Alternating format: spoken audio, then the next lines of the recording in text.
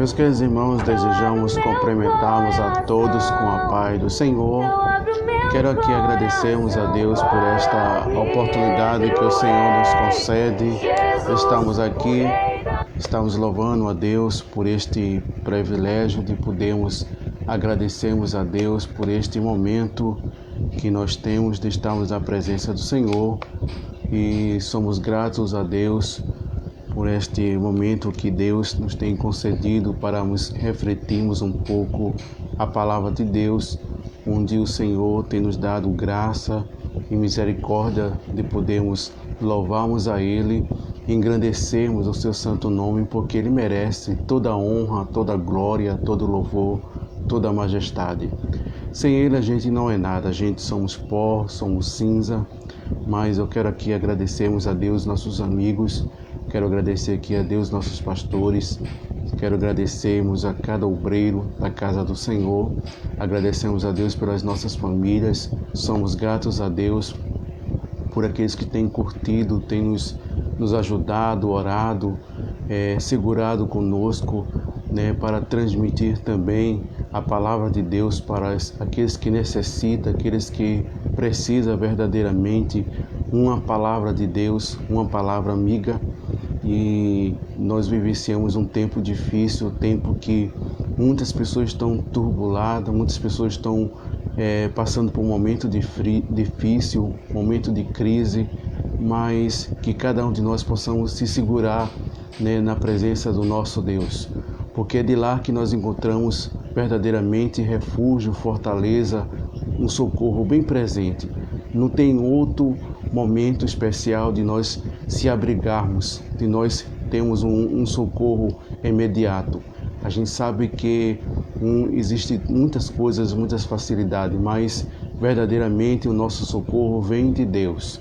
É dele que nós devemos estarmos com nossos objetivos, é dele que nós devemos confiarmos ao Senhor, é ele que verdadeiramente nos tem garantido a sua misericórdia sobre nossas vidas.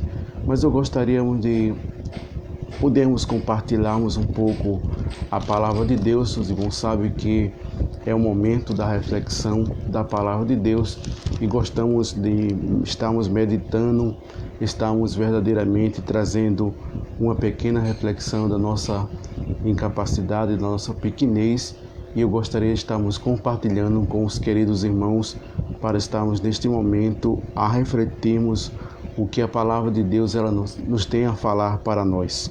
Gostaríamos de estarmos convidando cada irmão para abrir a sua Bíblia no livro de João, no capítulo 1, a Epístola de João, a Epístola de João, capítulo 1, versículo 1 em diante, que diz: E que era desde o princípio, o que ouvimos, o que vemos, como nossos olhos, que temos contemplado nas nossas mãos.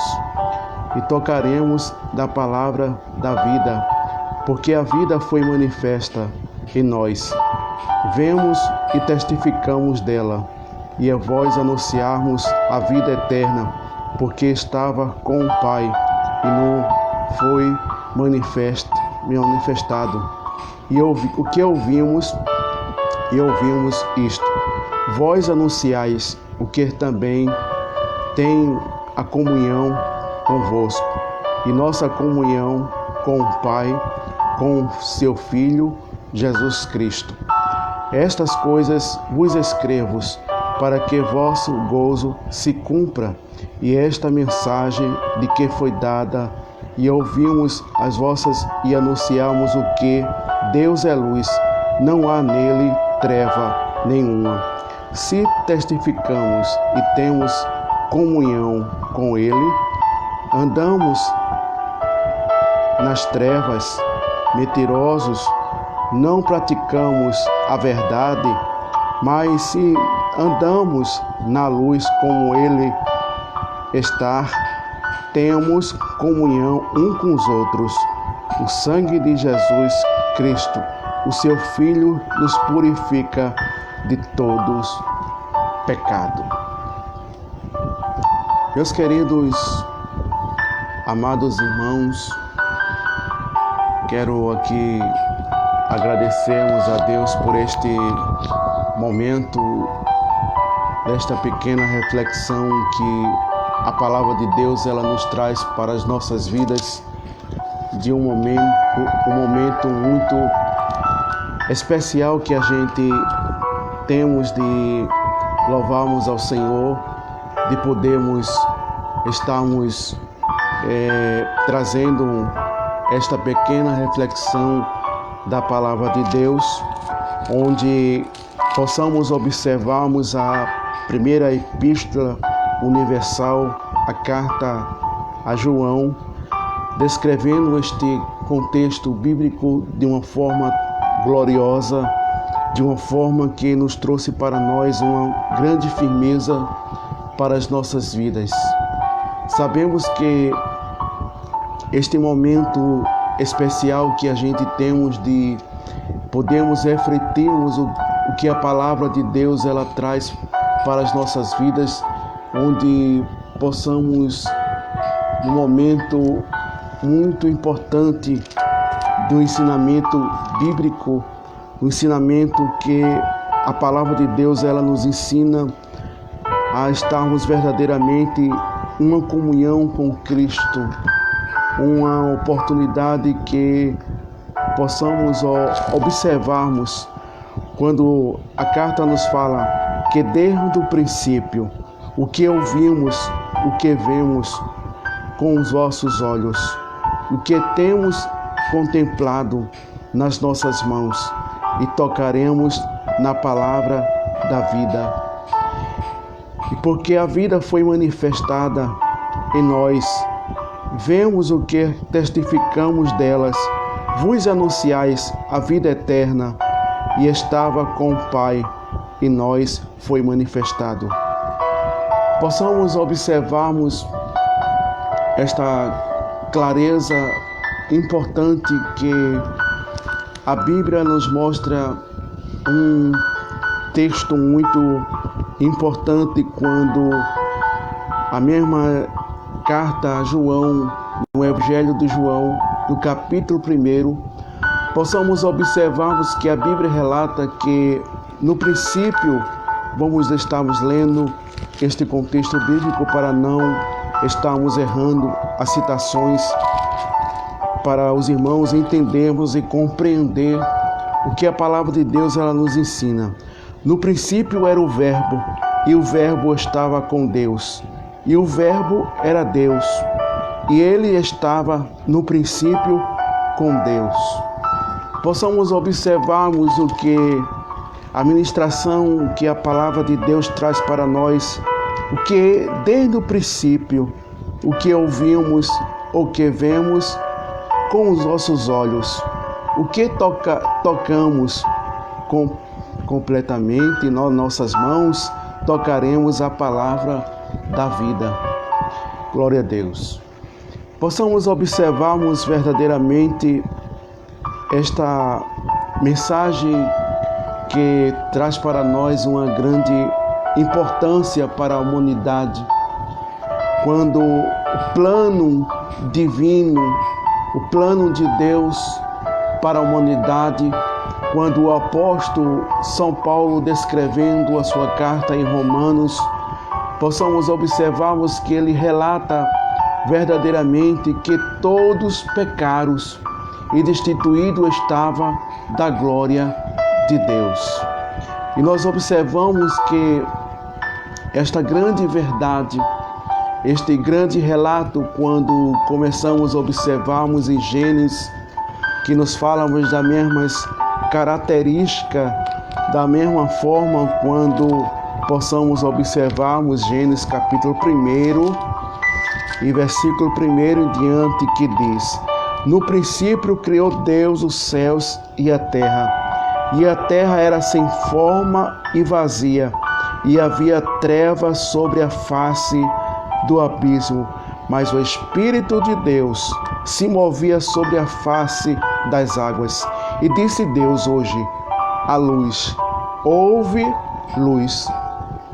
E nós observamos que todo o plano arquitetado por Deus, para uma humanidade que reverenciasse a sua grandeza, que se prostrasse com temor e tremor diante da santidade de Deus. Mas nós observamos que o inimigo da nossa alma, que vem lutando para destruir, para desarquitetar os projetos de Deus sobre as nossas vidas, quando possamos observarmos a nação ou o mundo, as pessoas que vivem por aí em situação muitas vezes sem nenhum sentimento, sem nenhuma razão, sem nenhuma preocupação do que esteja a acontecer. E nós observamos que tudo, possamos observarmos que Deus ele criou para que o ser humano pudesse vivenciar a sua vida, reverenciar a sua misericórdia. Deus ele não criou o ser humano simplesmente para viver em uma sarjeta. Deus não criou o ser humano para se prostrar diante das circunstâncias que a vida vos apresenta na vida da sociedade, onde muitos vivem por aí nas drogas, na prostituição, na bebedeira e muitas vezes em caminhos errôneos, que isto tem trazido consequência às famílias.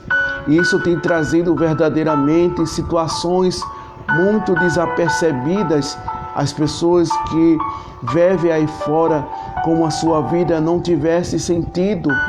Mas o plano de Deus, os princípios bíblicos que nos mostram que Deus ele não criou o ser humano simplesmente porque criou o ser humano, mas Deus criou o ser humano para viver na dependência de Deus, para viver verdadeiramente no propósito que Deus tem na vida de cada um de nós. Quando nós vemos esta carta, a epístola, quando João ele fala aqui, porque a vida foi manifestada em nós e testificamos dela, o que anunciamos a vida eterna, o que estava com o Pai nos foi manifesto em verdade. E nós observamos que isto é uma grande verdade bíblica, isto é uma grande certeza quando possamos observarmos que o plano da salvação, ou o plano da redenção, o princípio que Deus ele nos forneceu, ele nos garantiu a vida eterna ou a salvação. Sabemos que salvação não é mérito nosso, salvação não é algo de a gente comprar, de a gente muitas vezes tirar de alguém, mas salvação foi nos dado pela graça.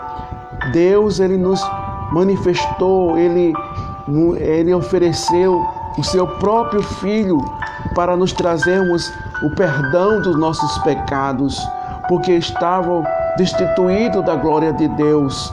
Nós não merecíamos, nós não era digno verdadeiramente desta salvação, mas a graça ela nos tem nos alcançado, a graça ela nos tem dado um valor, porque nós não tínhamos valor, nós não merecemos este grande amor que Deus nos tem dado a nós. Mas quando nós começamos a meditarmos, a vermos os princípios, os projetos de Deus que Ele nos forneceu para a nossa vida, quando nós observamos no capítulo 3 de João, no versículo 16, possamos vermos uma grande realidade do projeto de Deus para a humanidade, para nós, que verdadeiramente glorificamos a Deus, dando louvores a Ele, porque nós não tínhamos condições nenhuma de pagar, de receber, mas possamos observarmos que Ele diz, porque Deus amou o mundo de uma tal maneira que deu seu Filho unigênito para todo aquele que nele crê, não pereça, mas tenha a vida eterna.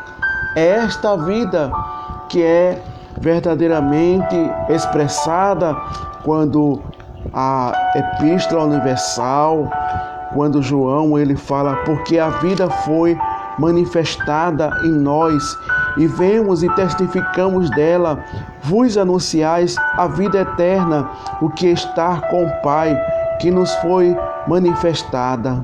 Aleluia! A vida eterna, nós recebemos de Deus a vida eterna, mas temos que conquistar, temos que zelar, temos que perseverar, temos que lutar verdadeiramente para a nossa salvação, porque salvação não é um objeto nosso, salvação não é uma coisa que se encontre em um supermercado, salvação não é uma coisa que se encontre em um corpo de bombeiro que vem salvar alguém que esteja em perigo, que esteja se afogando, que esteja passando no incêndio. Não, salvação, meus irmãos, salvação é algo que Deus nos tem dado pela sua graça.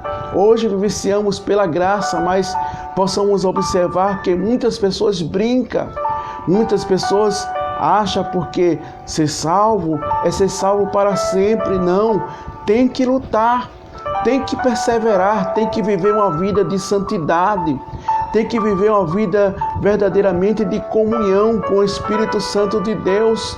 Simplesmente não é dizermos que estamos salvos. Não, vamos ver isso também no livro de Mateus, no capítulo 24, quando possamos observarmos a abordagem que nos traz para a nossa vida de uma forma tão tremenda, que a gente possamos observar que salvação não é uma coisa de brincadeira, não é uma coisa que eu posso pecar e de repente se arrepender e vou... Não, você tem que lutar, você tem que viver uma vida verdadeiramente, uma vida digna, uma vida de santidade, uma vida com um propósito.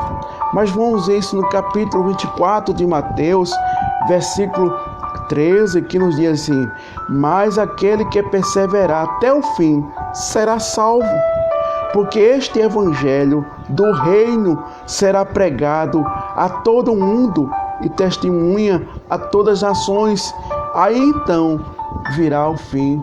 Este evangelho que nós pregoamos, que nós falamos a respeito de salvação, não é simplesmente porque nós falamos, nós expressamos, não. Temos que lutar, temos que viver uma vida conforme, biblicamente, a palavra de Deus que nos ensina. O que nós estamos vivenciando hoje, tempos difíceis, tempos trabalhosos, tempos que as coisas estão ficando difíceis, o evangelho está ficando difícil. Estamos vivenciando quase verdadeiramente a época de Cristo, onde havia muitas perseguições sobre os cristãos por causa do evangelho. Está acontecendo. Estamos vivenciando esse prenúncio, esta realidade. As pessoas estão muitas vezes acusando os cristãos de certas coisas que estão acontecendo no mundo. O que é isso? É porque nós precisamos verdadeiramente se despertar. Vivemos uma vida de santidade, uma vida verdadeiramente conforme a verdade bíblica que nos ensina. O evangelho não é uma coisa de fantasia, não é uma coisa que venhamos contar história para criancinha.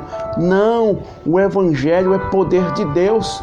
Quando o apóstolo Paulo escreve tantos Romanos e como também no livro de 1 Coríntios, vamos observarmos isso, estamos meditando neste contexto bíblico, primeiramente no livro de Romanos, no capítulo 1, vamos ver esta realidade, verdadeiramente esse propósito. Romanos, capítulo 1, versículo 16, que diz: porque eu não me envergonho do evangelho de Cristo, pois é poder de Deus para a salvação, tanto daquele que crê, primeiramente os judeus, depois também os gregos ou os gentios.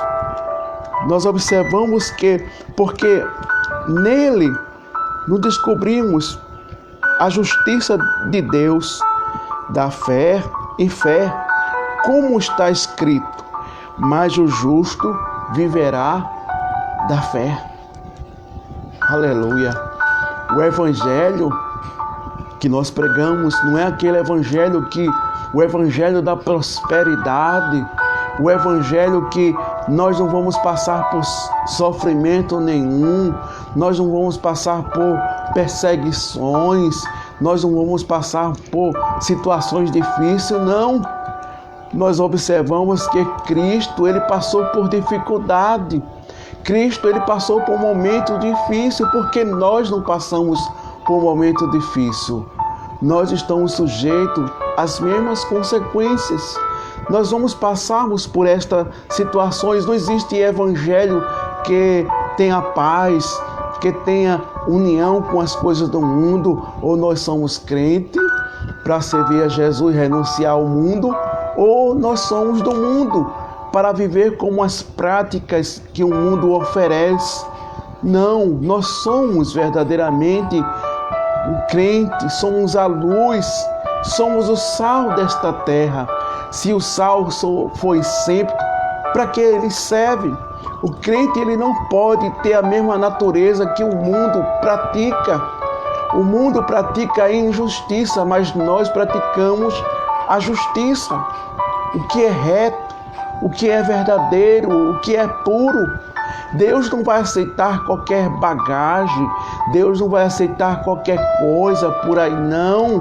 Deus só vai aceitar a sua igreja purificada, lavada com o sangue do Cordeiro. A gente não vamos subir de todo jeito, temos que estar preparados, temos que estarmos prontos para subir. O evangelho, como nós falamos no princípio, não é evangelho de prosperidade, evangelho de pensa para lá, receba não. Temos que vivermos. Vamos observarmos também quando o apóstolo Paulo, descrevendo isso na carta de 1 Coríntios, vamos observarmos bem quando o apóstolo ele trouxe uma grande realidade também no capítulo 1, versículo 18, que diz: porque a palavra da cruz é loucura para aqueles que perecem, mas para nós que somos salvos, é poder de Deus. É este evangelho que nós anunciamos, é este evangelho que nós pregoamos. Não é um evangelho, vem aqui, Jesus, não. É um evangelho de poder, de transformação, de renúncia. As pessoas acham que o crente é louco, que o crente está delirando, mas o crente ele não delira, porque a palavra da cruz é loucura para aqueles que perecem, mas para nós que somos salvos é poder de Deus, é salvação, é transformação. Quantas pessoas que viviam na prostituição, quantas pessoas que viviam no alcoolismo, quantas pessoas que viviam muitas vezes nas drogas, em situações errôneas. Deus tem tirado lá do lamaçal do pecado, tem livrado, tem salvado, dado o seu banho de sangue, transformado, fazendo de pregador, de cantor, aquela pessoa que está ali verdadeiramente para adorar Deus. E nós observamos que a epístola mais ainda nos fala fortemente no capítulo 4, que diz: estamos vós para que o vosso gozo se cumpra. Esta mensagem que dele ouvimos e vós anunciarmos, o que Deus é luz e não há nele treva nenhuma. Glória a Deus. Deus é luz.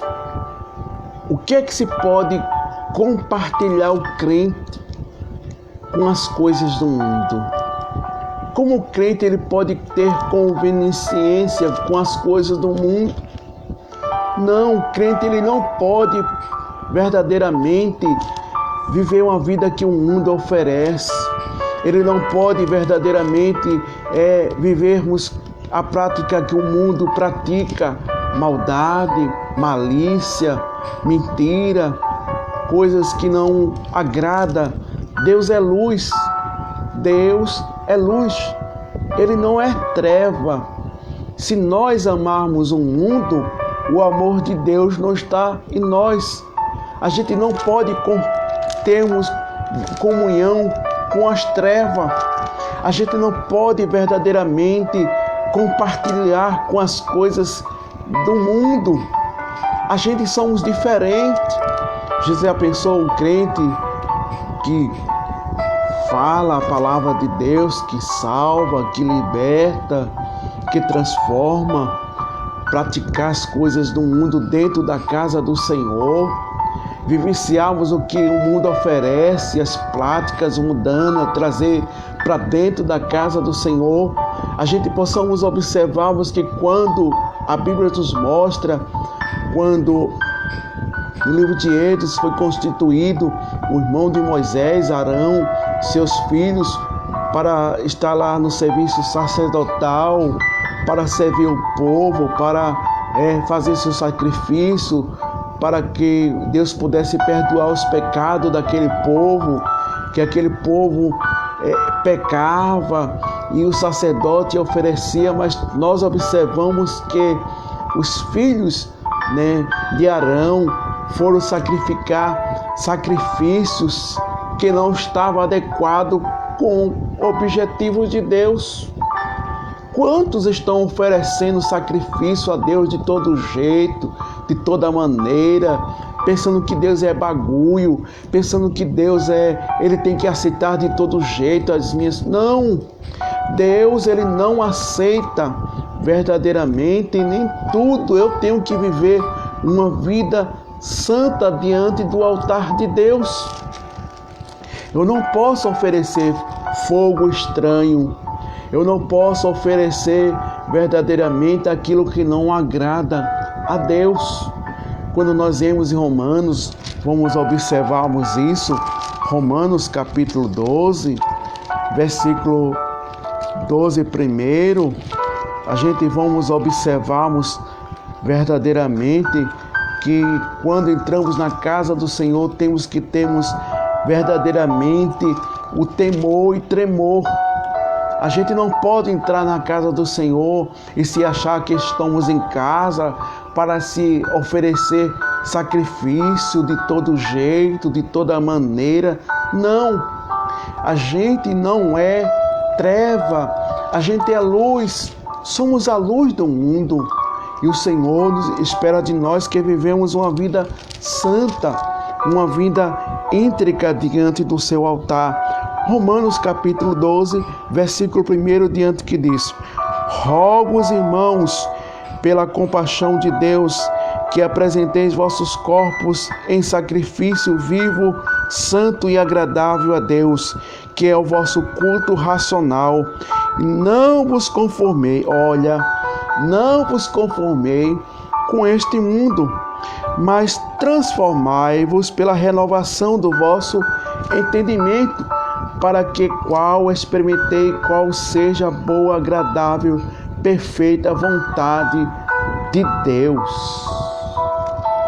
Não é, meus irmãos, de todo jeito, toda maneira, como eu quero.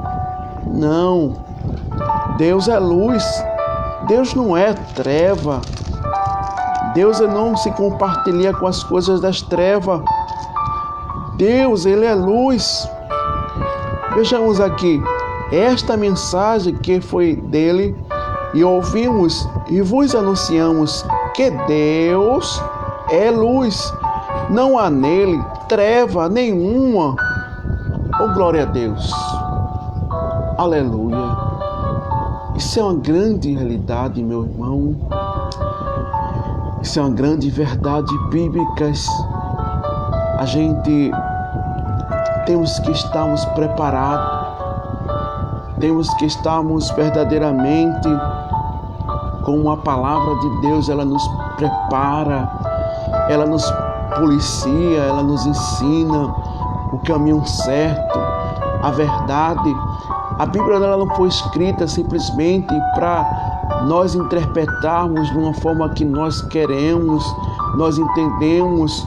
A gente vê que a forma teológica, cada um interpreta de uma forma, dos seus pensamentos, da sua forma, mas nós observamos, se nós lermos com a essência da palavra, ela nos traz para nós e a gente consegue observarmos umas grandes verdades nela. Ai de nós se não fosse a palavra de Deus, ai de nós se a gente não tivesse sendo direcionado pela Escritura Sagrada. Como nós saberíamos que estaremos fazendo as coisas certas e as coisas erradas? Como nós saberíamos que o nosso comportamento cristãos, como nós poderemos reviver a nossa vida no altar do Senhor? Porque se a gente verdadeiramente não tivermos como as Escrituras Sagradas, ela nos ensina, aleluia. Lembre de uma coisa, meu irmão, minha irmã, que o Evangelho não é simplesmente o Evangelho vem para cá, receba ali. Não, o Evangelho, ela é verdadeiramente, é viver na renúncia, é renunciar às coisas do mundo, como Jesus ele chamou os discípulos, quando os discípulos estavam sendo chamados por ele. Nós observamos que Jesus ele disse: se vocês querem seguir a mim, tome a sua cruz, renuncie a si mesmo e siga-me. Jesus ele deu um conselho, ele deu uma advertência àqueles que quisessem servir a Deus, porque a gente servimos a Deus, a gente não pode vivenciarmos o que nós vivenciávamos no mundo, o que os senhores, as senhoras vivenciavam no mundo. A gente somos um povo diferente. Crente ele não pode ter malícia, ele não pode ter maldade, ele não pode ter rancor, inveja, muitas vezes querer ver o mal do seu próximo para querer ver ele caído na lama. Quantas pessoas desejam que o seu irmão venha se desviar, venha muitas vezes perder o seu objetivo? Que situação é essa? Que situação complicada é essa? Meu irmão, minha irmã, a gente possamos observar mais adiante, como nós vemos aqui no capítulo 3, os que ouvimos e anunciamos isso, vós anunciamos para que também tenha comunhão. O que é comunhão? É como a gente muitas vezes, as pessoas se expressam no Salmo 133, quão bom, suave é que os irmãos vivam em união. É assim? Será que é apenas uma expressão de força, uma expressão verbal? Não é assim verdadeiramente que a gente estamos vivenciando. Não é aí assim que a gente estamos prevenciando estas situações. Estamos vendo coisas diferentes. Citar a Bíblia é uma coisa, mas vivenciar é outra coisa. É muito bom quando a gente muitas vezes deixamos uma saudação para a igreja e dizemos: quão bom, suave é que os irmãos vivam em união. Expressar de palavras, falar para o irmão amar, falar para o irmão perdoar, falar para o irmão verdadeiramente viver unido com o seu irmão, é fácil demais. mas eu tenho que viver, as pessoas têm que ver Cristo em mim. Eu já não vivo mais eu, mas Cristo vive em nós. Irmãos, somos diferentes. A gente não pode pregar uma coisa e vivenciar outra. Ou a gente prega o que vivemos, ou a gente vivenciamos aquilo que não pregamos. Porque não adianta a gente expressar, porque quando Jesus voltar, aleluia, alguém possa dizer, mas Senhor, preguei, eu falei, aleluia, mas isso não vai garantir a salvação.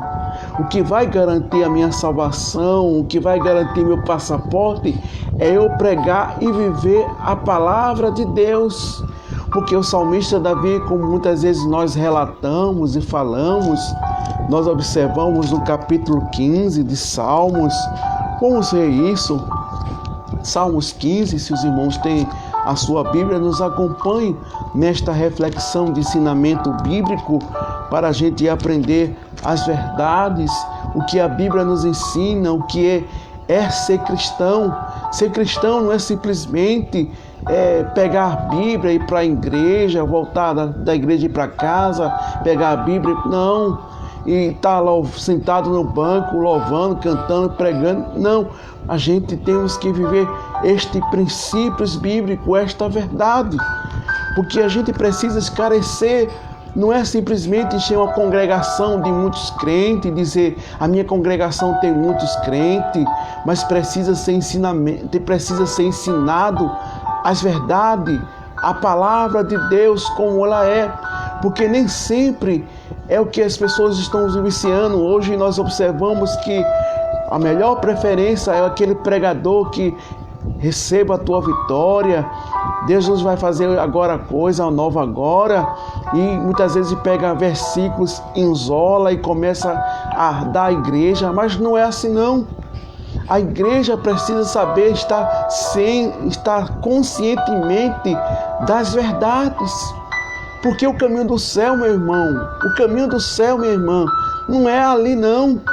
Não é simplesmente eu chegar na cidade e já estou no caminho do céu, não.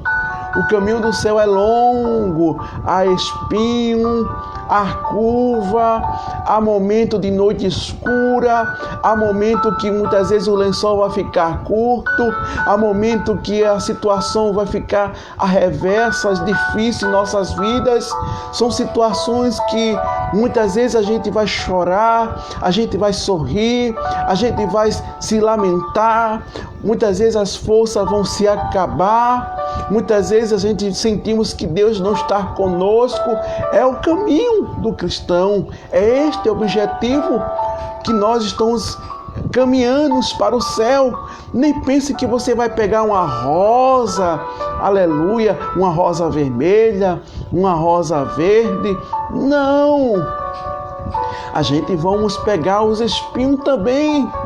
Os espinhos vai machucar as nossas mãos, vai machucar os nossos pés, vamos passarmos por tribulações, porque se não fosse assim, o Evangelho fosse o Evangelho da facilidade, o Evangelho da prosperidade, porque Cristo ia morrer por nós, porque Jesus ia passar por aquele sofrimento, porque Jesus ia ser castigado, chicoteado, humilhado, levado naquela cruz pelo caminho do Golgotá, sem abrir a sua boca. Quando nós vemos lá no livro de Getsêmanis, quando nós observamos, quando Jesus, antes de passar por essas situações, ele estava orando e disse: Pai, passa de mim este cálice. Se a vida, meu irmão, o Evangelho não precisasse passar por estas tribulações, se o Evangelho verdadeiramente não passasse por essas angústias, aleluia, para que Cristo morreria? Mas nós observamos que o Evangelho é espinho, o Evangelho é caminho tortuosos, é caminho escuro, é caminho difícil em nossas vidas, porque se fosse assim, Deus não tinha livrado Daniel antes da cova do leão. Mas Deus deixou Daniel entrar na cova do leão. As pessoas achou que Deus tinha deixado Daniel, abandonado Daniel. É assim em nossas vidas. Quando a tribulação vem em nossas vidas, as pessoas que nos conhecem, que nos vê, muitas vezes olha por onde nós estamos passando, por muitas vezes a gente se expressa na oração, pede oração a um, a outro, pelo que está passando, e muitas vezes nós possamos observarmos que alguém conhece a nossa história, conhece a nossa vida, mas não sabe verdadeiramente o que nós estamos passando dentro de nós. E nós observamos que Deus permitiu que Daniel enfrentasse aquele processo, fosse jogado na cova do leão, aleluia, até o rei ficou perturbado, porque Daniel era como se fosse um filho, era um conselheiro, era uma pessoa que o rei confiava em Daniel. Mas nós observamos que a vida o caminho do crente é assim. São estes momentos, são estas situações que Deus coloca, como nós vemos no Salmos 42, uma expressão bastante clara, bastante objetiva, como nós observamos que alguém pergunta ao salmista: aonde está o teu Deus? Porque ele expressou que a sua lágrima servia de mantimento, de dia e de noite. Já pensou você chorar sem parar? Já pensou como Ana, o processo de Ana, como ela passou, aleluia, o caminho difícil, sendo muitas vezes passado por crítica, passado por humilhação, quando Penina olhava para Ana e Penina grávida, esperando um filho, e Ana lá, sem poder muitas vezes dizer uma palavra, sem poder revidar, mas estava lá calada. Quantas vezes a gente quer revidar, quantas vezes a gente quer, muitas vezes, trocarmos palavras, mas Ana nos ensina a não revidar, a nos ficarmos calados. Ela passou aquele processo calado. Não pense que foi 1 ano, não pense que foi 2 anos, não pense que foi 3 anos, não. Não foi 2 anos nem 3 anos. Cada ano que Penina subia, ela dava à luz ao menino. E nós observamos que ela deu à luz a 10 meninos.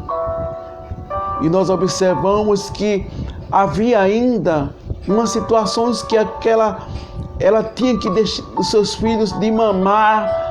Quantos anos aquele filho passava mamando, quem sabe 4 anos, 5 anos, para esperar mais outro filho. E vemos a situação de Ana, faça as contas, 10 filhos, esperar aqueles 10 filhos desmamar. Cada ano que Penina subia, aleluia.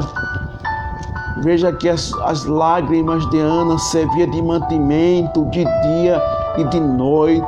O seu marido consolava, o seu marido queria trazer uma palavra de conforto, uma palavra de ânimo. Muitas vezes alguém que conhece a tua história quer trazer uma palavra de ânimo, muitas vezes não consegue consolar a tua tristeza, a tua angústia, a tua situações que está passando. Mas quando nós começamos a observar no livro de Eclesiastes, no capítulo 3, versículo 1, que diz: tudo tem o seu tempo determinado. Há um tempo de Deus, há o tempo da humilhação, há o tempo do choro, há o tempo de sorrir, há o tempo de abraçar, há o tempo de se afastar, há o tempo de a gente cantar e há o tempo de a gente ficar calado. É o processo.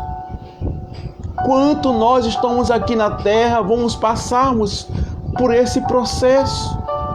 Não espere que você vai receber flores. Não espere que você vai receber aplausos.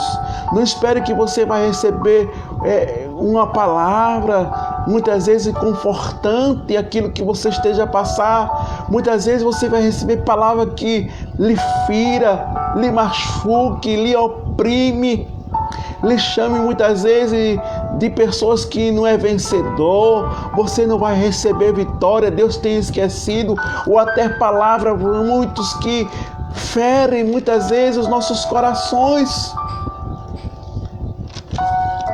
É o caminho. Jesus passou por este caminho, você já pensou?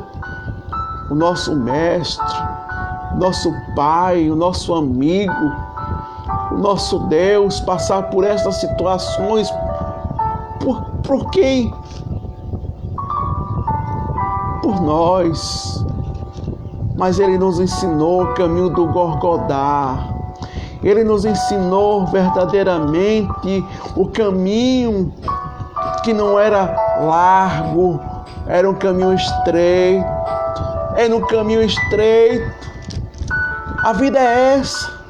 É altos e baixos. É momentos de sorrir, é momentos de chorar. Não pensem, não vão atrás de profecia, porque João profetiza bênçãos, Maria profetiza. Não vão atrás dessas coisas, não. Jesus disse nas suas escrituras: no mundo tereis aflições, mas tem bom ânimo, porque eu venci, vós também vencerás. Você pode ir na casa de Pedrinho, na casa de João, na casa de José, chegar lá para ver se Deus usa ou ele se usa mesmo. Ninguém sabe. Porque nós viciamos hoje as situações que estão nos viciando. Quantas profecias, quantas pessoas se levantaram para profetizar o que vai acontecer. Será um dia de bênção, Deus vai mudar o quadro. Só quem sabe é Deus. Está no tempo de Deus. Estava ontem relatando sobre o livro de Jeremias, no capítulo 18, quando nós vemos o processo do oleiro. Deus está nos colocando na oraria de Jeová. Deus está trabalhando em nossas vidas. Deus está fazendo algo grande nesta humanidade rebelde, cego espiritualmente, para entender que Deus é Deus. E até a gente mesmo como cristão, a gente precisa entender que Deus é Deus. Deus não é aquele que a gente pega uma lâmpada, enfrega e Deus tem que fazer os nossos desejos. Eu tenho 3 desejos para pedir a Deus, Deus tem que cumprir. Não é assim não. Jesus nos ensinou isso não. Jesus, ele faz quando quer, da maneira que quer. Ele é Deus, o tempo é dele, a vontade é dele. Tudo está no controle de Deus. Tudo está no princípio de Deus. É Deus que vai solucionar estas situações. Observe o mar. Quem que controla o mar? É a ciência? É o homem? É a natureza? Quem é que controla o mar?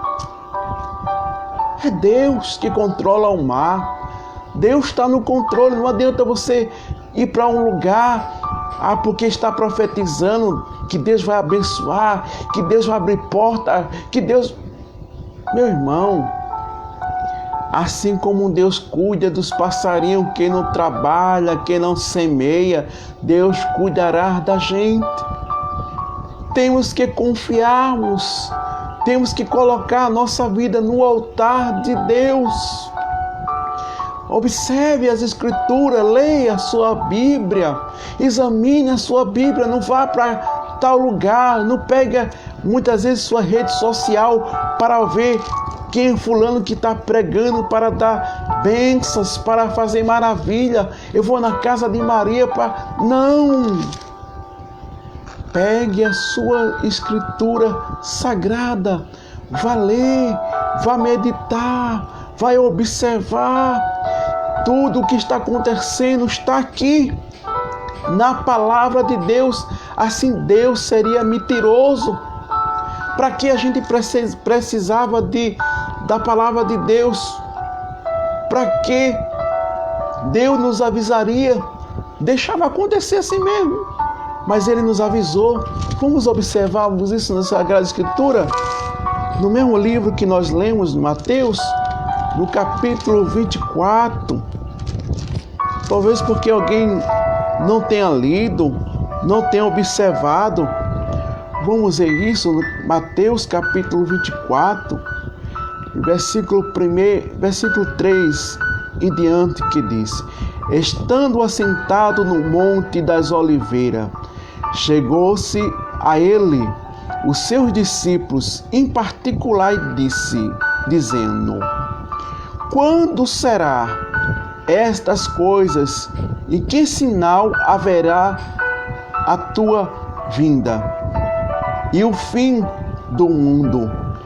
Jesus respondeu e disse-me: acautelai-vos, para que ninguém vos engane, porque muitos virão em meu nome e dirão: eu sou o Cristo.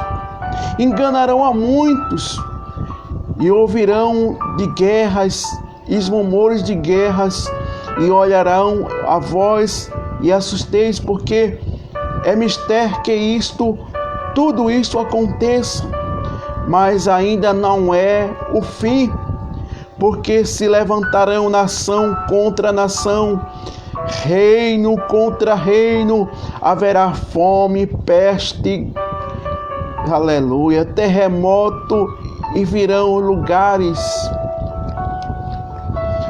Mas todas estas coisas são princípios de dores. Ou muitas vezes a gente só sabe ler o Salmo 23, ou a gente só sabe ler Isaías 41, verso 10, o arco do forte foi quebrado, só versículo isolado.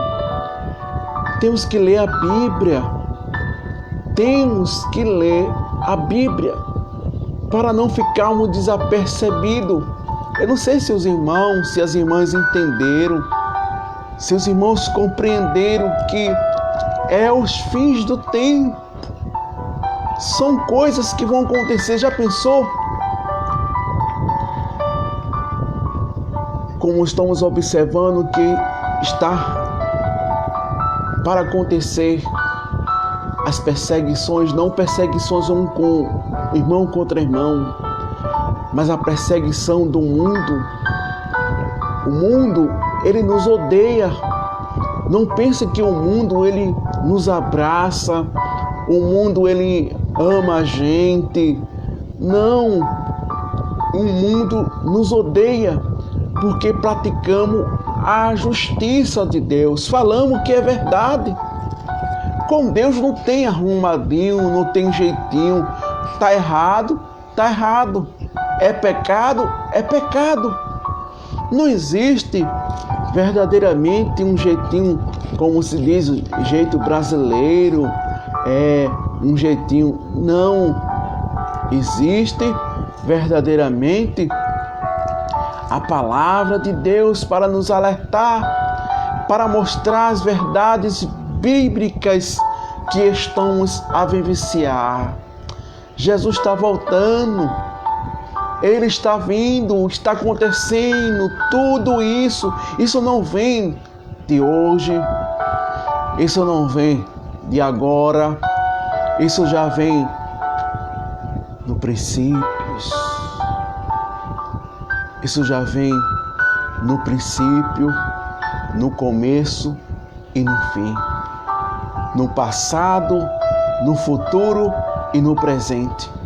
Estamos vivenciamos o passado, vivenciamos o presente e estamos vivenciando o futuro.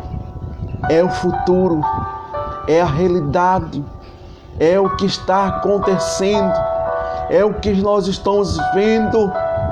Não espere a ser um cristão rico, não espere ser um cristão próspero, não espere que as portas vão ser abertas, não espere que a medicina vai solucionar este problema.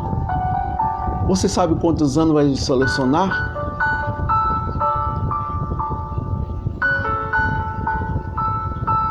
tudo está no controle de Deus. Tudo está no controle de Deus. É Deus. Deus está no controle de todas as situações. É o Senhor que trabalha, é o Senhor que faz. Já estamos nas últimas horas, como João descreve na sua epístola. Filhinho, já é a última hora. Não é o começo, não. Não pense que já é o começo, não. É a última hora, meu irmão. É a última hora. Já está no final de tudo. Deus está voltando. E Ele quer encontrar uma igreja apercebida, desapercebida. Vamos ver isso em Mateus capítulo 25. É uma parábola que todos conhecem, sabem muito bem o sentido do texto, como a Bíblia nos mostra para nós o que está acontecendo neste tempo, neste momento, o que estamos vivenciando. Mateus capítulo 25, vamos meditarmos, porque a Bíblia ela vai mostrar verdadeiramente o que nós estamos a falar, o que nós estamos a dizer, porque não adianta eu dizer aos irmãos sem comprovar nas Sagradas Escrituras, mas vamos provar na Bíblia Sagrada, que é uma parábola que significa verdadeiramente o que aconteceu. Jesus, quando ele pregoava a sua palavra, ele sempre administrava parábolas, porque era uma realidade, o que aconteceu, o que acontecia no meio dos judeus. E os judeus, ele entendia, compreendia o sentido da parábola. Como Jesus estava expressando, eles paravam, meditavam, raciocinavam e sabia que estava dentro daquele contexto das palavras que Jesus contava. Mateus capítulo 25, versículo 1 diante, que diz: o reino do céu é semelhante às 10 virgens, o que tomaram as suas lamparinas e saíram ao encontro do esposo. 5 delas eram prudentes e 5 eram loucas. Mas as loucas tomaram as suas lamparinas e não levavam azeite consigo. Olha, tem que estar preparado, tem que se encher da graça de Deus, tem que se revestir da presença de Deus.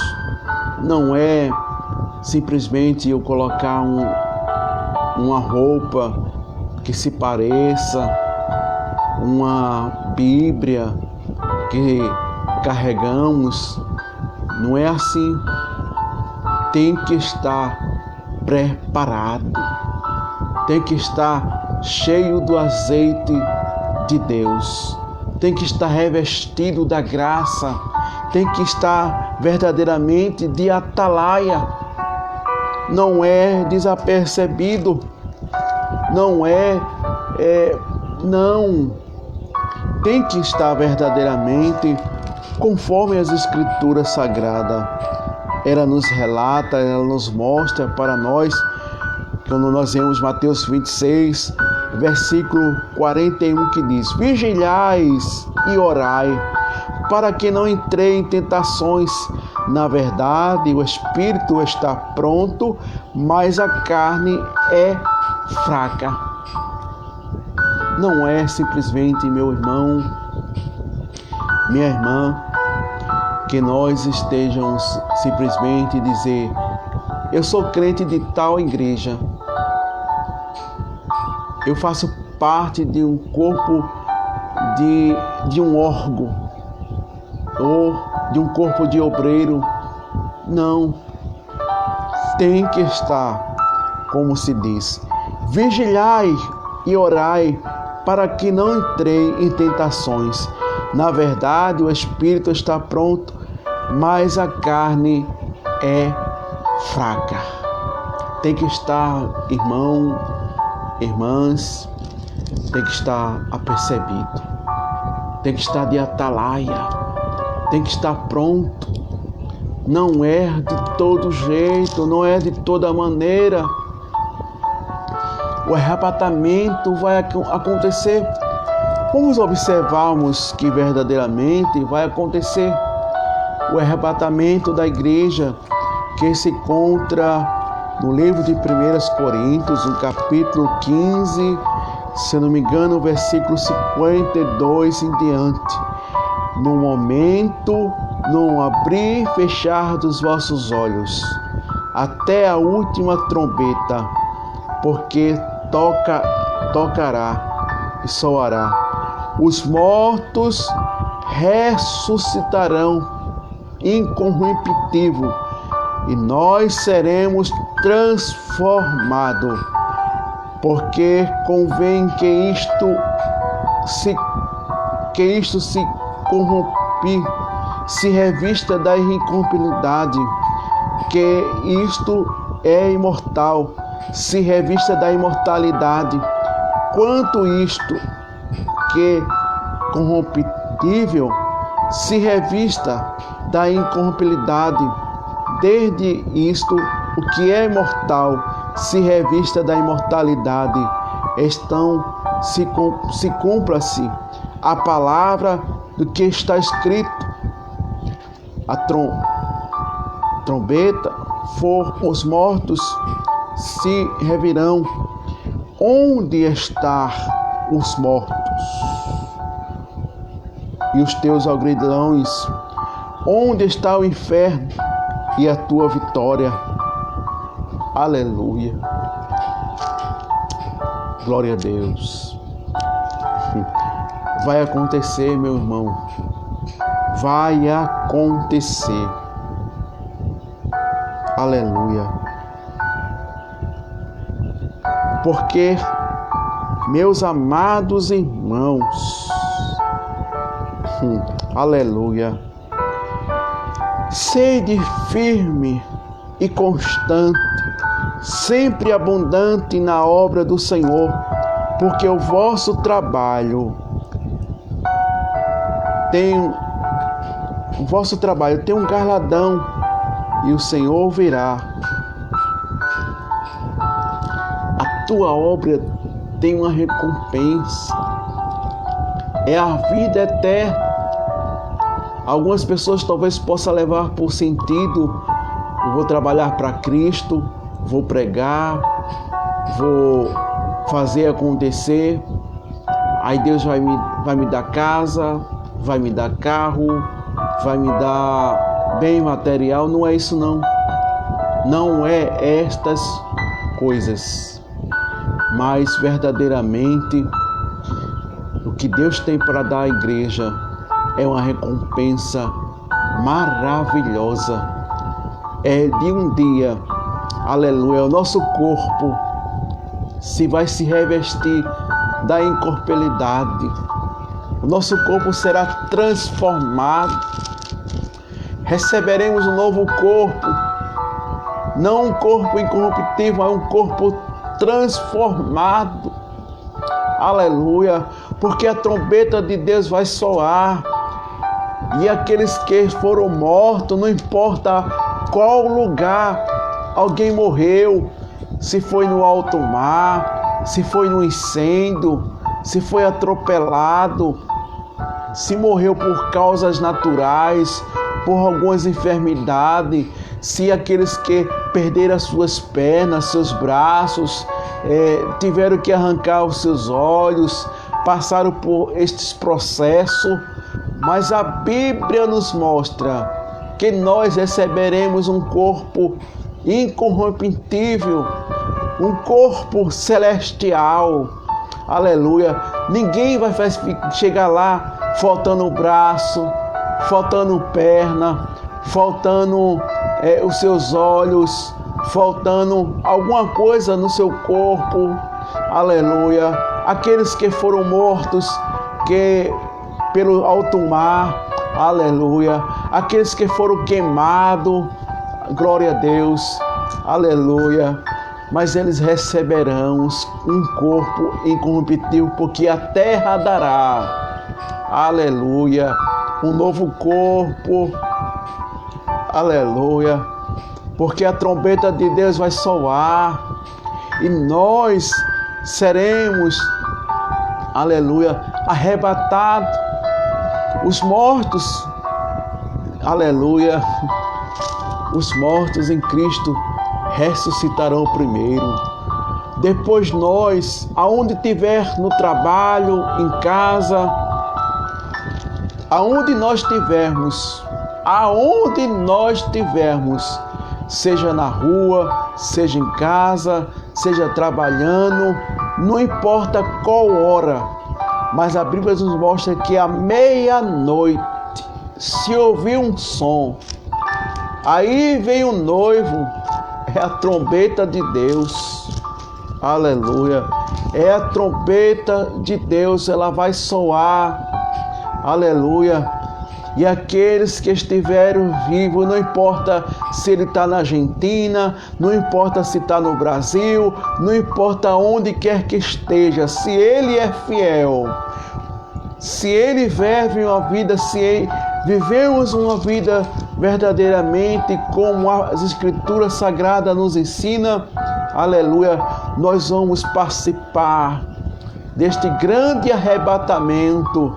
Alguém possa trazer confusão, alguém possa trazer uma forma que isto não vai acontecer, como nós vemos na carta de 1 Tessalonicenses, vamos observarmos isso, como Paulo ele enfrentou esta realidade, estas situações tão difíceis que os irmãos estavam preocupados, estavam tristes, porque eles lutaram, eles perseveraram, eles viveram a vida, muitas vezes foram perseguidos para ser mortos, aleluia, muitos foram mortos pelas perseguições que Roma perseguiram os cristãos, e nós observamos que a Bíblia nos mostra, quando Paulo enfrenta 4, versículo 13, ele diz: não quereis, irmãos, seja ignorante acerca daqueles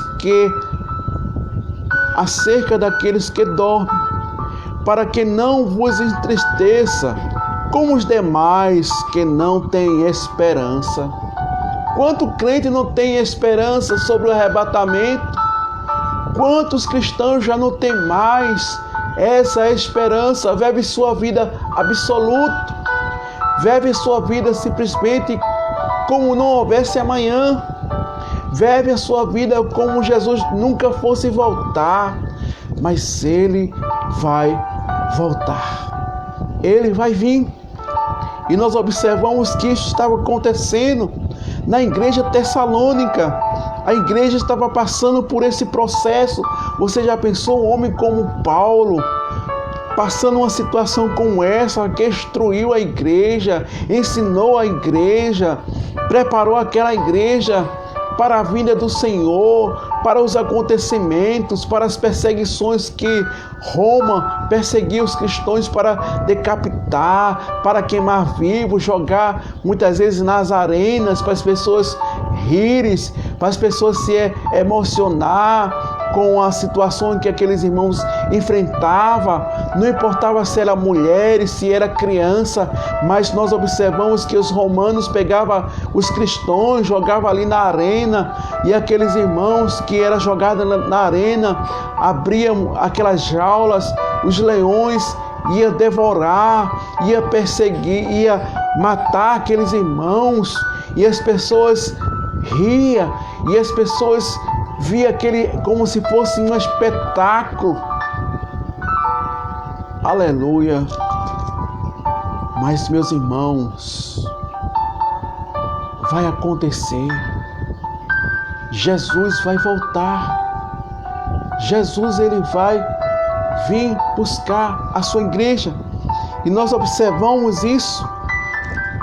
Não querei, porém, meus irmãos, que não seja ignorante acerca, para que os demais que não, como não tem esperança, Vejamos no capítulo 14, porque se cremos que Jesus morreu e ressuscitou, assim também que Jesus Cristo dorme, Deus tornará a trazer com ele. E disse vós, pois isto, pela palavra do Senhor, que em nós o que vivificamos e vivo para a vinda do nosso Senhor, não procederemos do que dormimos, porque o mesmo Senhor descerá do céu com alarido, com voz de arcanjo e com trombeta de Deus. Os que morreram em Cristo, olha aí, ressuscitarão primeiro. Esta é uma convicção, é uma verdade bíblica para os dias que estamos vivenciando. Quantos cristãos já perderam a sua esperança? Quantos cristãos já não estão mais perseverando? Quantos cristãos hoje estão vivendo a sua vida simplesmente como fosse uma vida de show, uma vida sem segurança, uma vida sem sentido? Mas Jesus vai voltar, Ele vai buscar a sua igreja.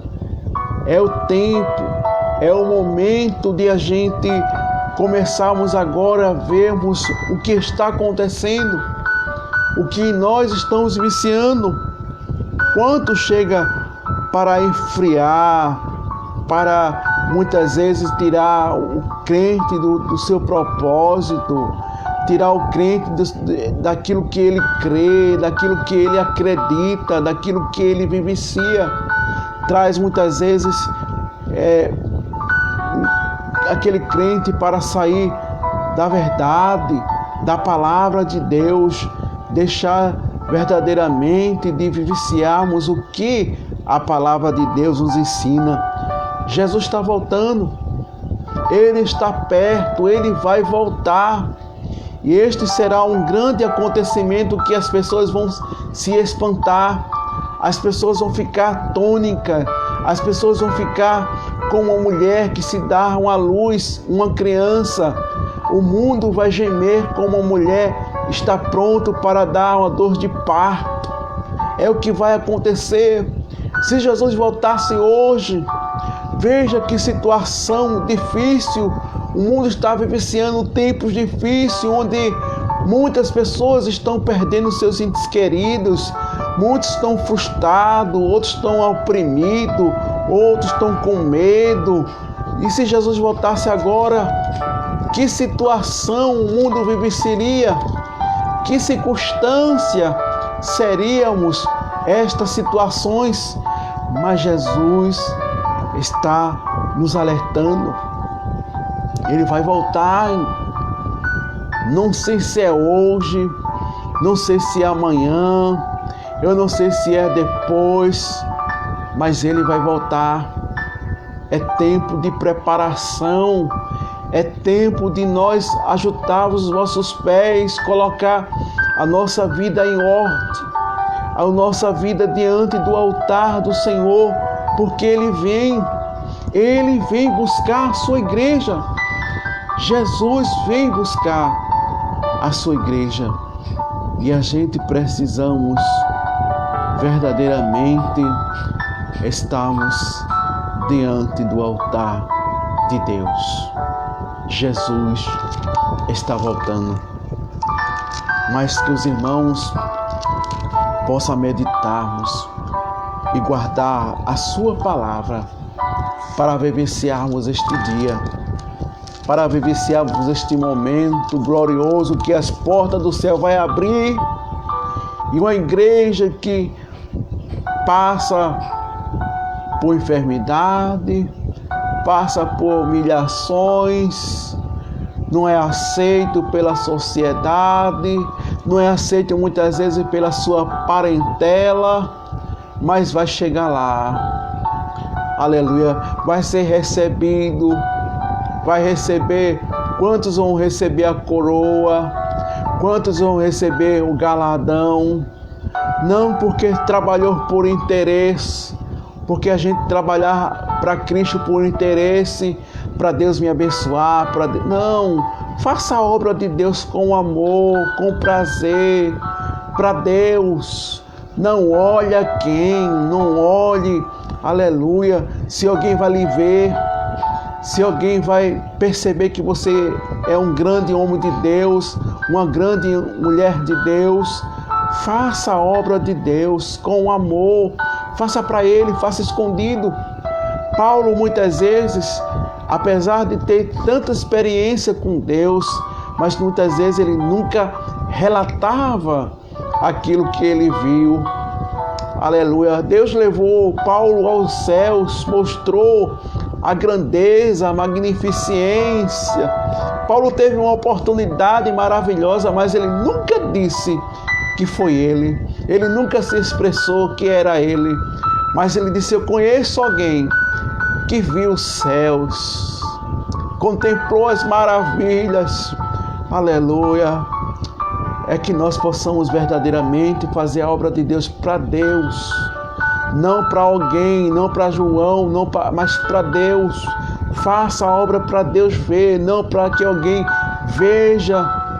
Faça para que Deus seja glorificado na sua vida, que a presença de Deus, que a graça de Deus possa ser abundantemente manifestada na tua vida. O que é importante é isso, é Deus nos ver, é Deus nos sondar, como nós vemos o salmista Davi, Salmo 139, aleluia, uma expressão muito gloriosa, quando o salmista ele fala a respeito da sua vida, a respeito da circunstância que ele estava vivenciando. Salmo 139, vamos ver isso, esta verdade bíblica para as nossas vidas. Senhor, tu me sonda e me conhece. Olha aí. Tu me sonda e me conhece. Tu sabes o meu assentar, o meu levantar.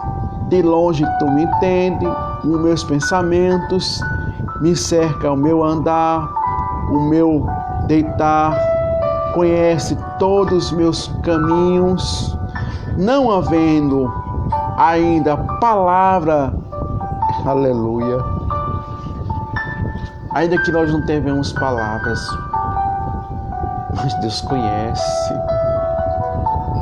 Deus, Ele conhece, Ele sonda as nossas palavras, nossos pensamentos. Quando tu pensar e falar, Deus já sabia, já sabe. Ele sabe todas as coisas. Eu não preciso verbalizar, eu não preciso dizer alto para que Deus venha escutar. Não.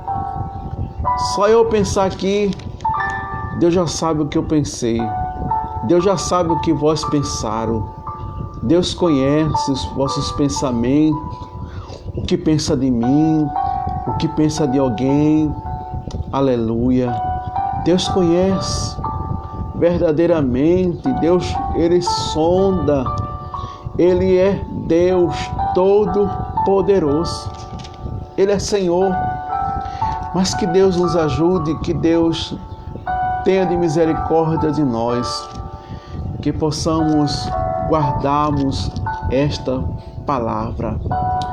Jesus é fiel, Jesus é grande, Ele vai voltar, Ele vai buscar o seu povo, Ele vai vir buscar, aleluia, os seus filhos, as suas filhas.